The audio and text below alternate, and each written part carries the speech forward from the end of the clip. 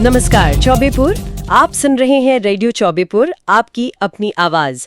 अब हर सुबह आपके पास पहुंचती हैं स्थानीय खबरें सीधे आपके मोबाइल पर, क्योंकि यही है पब्लिक खबर, पब्लिक के लिए, पब्लिक की बात पब्लिक के साथ। बुलेटिन के अंत तक बने रहिएगा हमारे साथ। सीनियर एडवोकेट अनुपम तिवारी भी होंगे।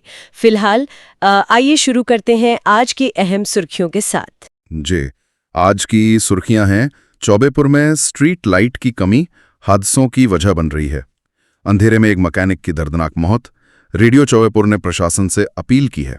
सावन से पहले मार्कंडे महादेव मंदिर का डीएम और डीआईजी ने दौरा किया है। साफ सफाई, स्ट्रीट लाइट, पानी और सुरक्षा को लेकर सख्त निर्देश दिए गए हैं। एक नाबालिग लड़की से सामूहिक दुराचार का मामला सामने आया है। एक आरोपी पकड़ा गया है, दूसरा फरार है। परिवार न्याय मांग रहा है। जाल्होपुर में हाई टेंशन तार की चपेट में आकर एक मजदूर की मौत हो गई है। परिवार में कोहराम मचा है, साथ ही मजदूरों में भी हड़कंप है। रामचंदीपुर गांव में आसमानी बिजली गिरने से 2 महिलाएं झुलस गईं। ट्रांसफार्मर समेत घर के कई उपकरण भी जलकर खाक हो गए। और हाँ, स्वास्थ्य शिविरों को लेकर भी जरूरी जानकारी है। तो ये थीं सुर्खियां। अब इन खबरों को थोड़ा विस्तार से सुनते हैं सिर्फ रेडियो चौबेपुर पर। बुलेटिन की शुरुआत एक दुखद खबर और एक ज़रूरी अपील से करनी होगी। चौबेपुर बाजार से हाईवे की तरफ जो रास्ते जाते हैं, खासकर मार्कंडे महादेव जी की तरफ वाली सड़क, वहाँ स्ट्रीट लाइट नहीं है। अंधेरा रहता है और सुनने में आया है कि आवारा मवेशी भी घूमते रहते हैं, जिससे हादसे हो रहे हैं। बिल्कुल, और इसी वजह से मतलब अंधेरे और शायद मवेशियों के कारण ही मंगलवार को डुबकियां के रहने वाले मैकेनिक हुसैन अली गुड्डू की जान चली गई। वो शायद खेल मैदान के पास किसी मवेशी को बचाने की कोशिश कर रहे थे, तभी कोई गाड़ी उन्हें टक्कर मार गई। रेडियो चौबेपुर प्रशासन से ये अपील करता है कि चौबेपुर हाईवे मार्ग पर जल्द से जल्द स्ट्रीट लाइट लगवाई जाए और ये जो आवारा मवेशियों की समस्या है उस पर भी ध्यान दिया जाए, ताकि आगे ऐसी दुखद घटना ना हो। जी, ये बहुत जरूरी है। अच्छा, प्रशासन की बात चल रही है तो सावन की तैयारियां भी शुरू हो गई हैं। सुनने में आया है कि जिलाधिकारी यानी डीएम सत्येंद्र कुमार और डीआईजी हरी मीना शनिवार को कैथी गए थे। हाँ बिल्कुल, वो कैथी में जो मार्कंडे महादेव मंदिर है वहां पहुंचे थे। उनके साथ और भी अधिकारी थे। पहले बाबा का दर्शन किया, फिर मंदिर परिसर देखा, गंगा घाट और संगम घाट का भी निरीक्षण किया। अच्छा, तो क्या निर्देश दिए गए? जी, उन्होंने साफ सफाई, बैरिकेडिंग कैसे होगी, स्ट्रीट लाइट, पानी की व्यवस्था और सुरक्षा, इन सब का जायजा लिया। बाद में डाक बंगले में एक मीटिंग भी हुई। गोस्वामी समाज के लोग थे, गांव वाले थे और अधिकारी थे। निर्देश यही थे कि सावन शुरू होने से पहले सारी व्यवस्थाएं एकदम दुरुस्त हो जानी चाहिए। कौन कौन अधिकारी थे इस मीटिंग में?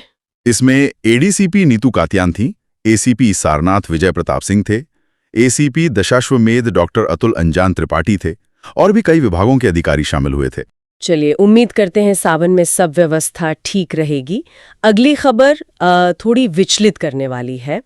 क्षेत्र के एक गांव से एक बहुत ही गंभीर मामला सामने आया है। एक 16 साल की नाबालिग लड़की के साथ सामूहिक दुराचार की बात पता चली है। हाँ, ये बहुत ही दुखद और गंभीर मामला है और बात तब खुली जब पता चला कि लड़की 6 महीने की गर्भवती है। परिवार ने अब शिकायत दर्ज कराई है चौबेपुर थाने में। गांव के ही 2 युवकों के खिलाफ पॉक्सो एक्ट और दूसरी धाराओं में मुकदमा लिखा गया है। क्या जानकारी है इस मामले में? पिता ने बताया है कि घटना पिछले साल दिसंबर की है। बेटी शौच के लिए गई थी, तभी आरोप है कि गन्ने की खेत में ले जाकर युवकों ने ये घिनौना काम किया और धमकी भी दी थी। शायद इसीलिए लड़की ने पहले नहीं बताया। पुलिस ने क्या कार्रवाई की है? पुलिस ने एक युवक को तो हिरासत में ले लिया है, दूसरे की तलाश चल रही है। लड़की का मेडिकल परीक्षण भी कराया जा रहा है।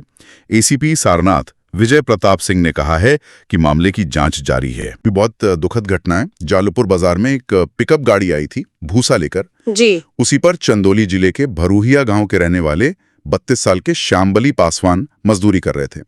हुआ यूं कि वो पिकअप पर लदे भूसे के ऊपर रखे बर्तन उतार रहे थे और तभी ऊपर से जो हाई टेंशन तार गुजर रही थी उसकी चपेट में आ गए। तो करंट लगने से मौके पर ही करंट लगते ही वो नीचे गिर पड़े। उनके साथी मजदूर फौरन उन्हें अस्पताल ले गए, लेकिन डॉक्टरों ने उन्हें मृत घोषित कर दिया। बताया जा रहा है कि श्यामबली अपने परिवार में अकेले कमाने वाले थे। पत्नी है, 3 बच्चे हैं।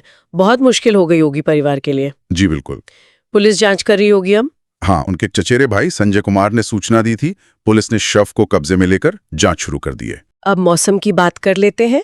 रामचंदीपुर गांव में शुक्रवार शाम को तेज बारिश हुई थी और उसी दौरान आसमानी बिजली गिरने से काफी नुकसान हुआ है। जी, राजनारायण यादव हैं वहाँ, उनके नलकूप का ट्रांसफार्मर जल गया और सिर्फ वही नहीं, घर के जो बिजली के उपकरण होते हैं, टीवी, फ्रिज वगैरह, वो भी जल गए। क्या कोई हताहत भी हुआ? हाँ, उसी दौरान घर में 2 महिलाएं मोबाइल चला रही थी।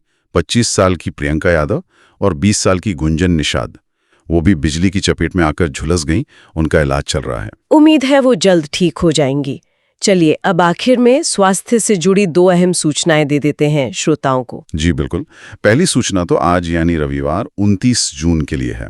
चौबेपुर में जो सनशाइन ITI परिसर है, वहां सुबह 10 बजे से दोपहर 2 बजे तक RJ शंकरा आई हॉस्पिटल का मुफ्त नेत्र जांच शिविर लग रहा है। अच्छा, मुफ्त जांच शिविर।